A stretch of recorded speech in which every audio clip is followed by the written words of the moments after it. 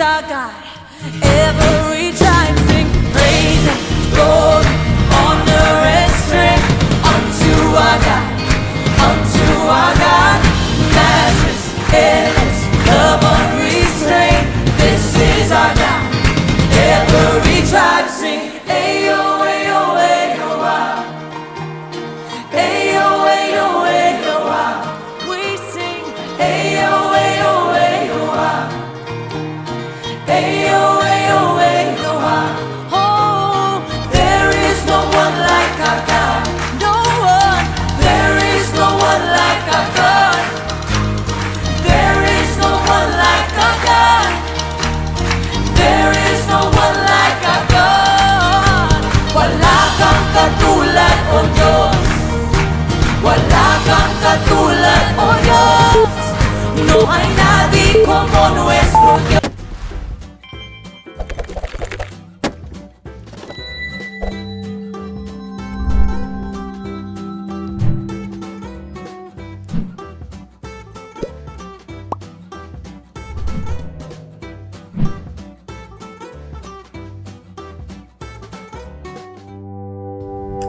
Isang mapagpalang araw po sa inyong lahat mga kapatid. Narito po tayong muli sa ating morning devotion, Grab Food for the Soul, or Daily Dose for the Nourishment of our Soul. Simulan po natin ang ating araw sa pagbubulay nang makalakad tayo sa isang mapayapang pamumuhay.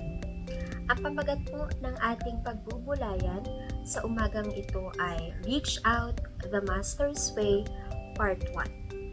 Ang ating batayang talata ay masusumpungan sa Juan 13 verse 1 to 5. Besperas na noon ng Paskwa, alam ni Jesus na dumating na ang takdang oras ng kanyang pag-alis sa daigdig na ito upang bumalik sa Ama. Mahal niya ang kanyang mga tagasunod na nasa daigdig at sila'y minahal niya hanggang sa wakas. Pagsapit ng hapunan, inilagay niya ng dyablo sa isip ni Judas na anak ni Simon Iscariote na ipinagkanulo niya si Jesus. Alam ni Jesus na ibinigay na ng Ama sa kanya ang buong kapangyarihan. At alam niya siya'y mula sa Diyos at babalik sa Diyos. Kaya't siya'y tumayo mula sa hapag, nag-alis ng panlabas na balabal, at nagbigkis ng tuwalya sa baywang. Pagkatapos, naglagay siya ng tubig sa palanggana at sinimulang hugasan ang mga paa ng alagad at punasan ng tuwalyang nakabigkis sa kanyang baywang. Salamat at purihin ang Diyos sa ating pagbasa at pagkarinig ng kanyang mga salita. Binigyan din ni John Maxwell ang guiding principle sa pangunguna. Winika niya, "A leader is one who knows the way, goes the way, and shows the way." Ang Panginoong Jesus ay dakilang guro at pinuno ng kanyang mga alagad. Bilang dakilang guro at pinuno, natutukoy niya ang daan. Lumalakad siya sa daan at ipinakikita niya ang daan sa kanyang mga tapat na alagad.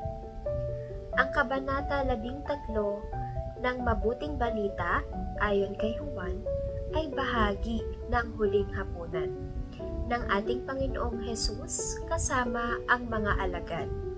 Sa bahagi ring ito, nagpapakita ang Panginoong Jesus ng isang halimbawang hindi malilimutan. Ang paghuhugas ng mga paa ng mga alagad, matatagpuan din sa Kabanatang 13 ang paunang pagsasabi ni Jesus tungkol sa piniling daan ni Judas Iscariote. Ang daan ng pagkakanulo o way of betrayal, 1:13 verse 21 to 30. Matatagpuan naman sa 1:13 verse 26 to 38 ang paunang pagsasabi ni Jesus tungkol sa piniling daan ni Pedro, ang daan na kaila o pagtatwa o way of denial. Subalit ang Panginoong Jesus ay nagpakita ng isang daan na nagpapalakas at nakapagpapatatag ng buhay at paglilingkod ng kanyang mga alagad o the Master's Way. Ano-ano ang daan na ibinigay ng ating dakilang guro? The way of love, 1:13 verse 1. Bisperas na noon ng Paskwa, alam ni Jesus na dumating na ang takdang oras ng kanyang pag-alis sa daigdig na ito upang bumalik sa Ama.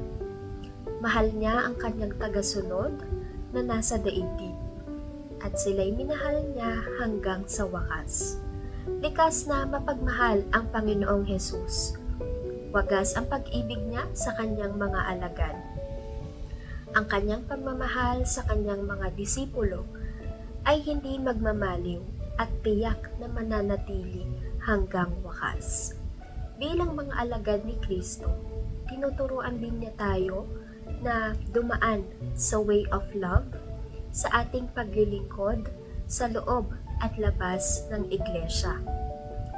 Walang puwang ang pagiging makasarili sa puso ng nagmamahal.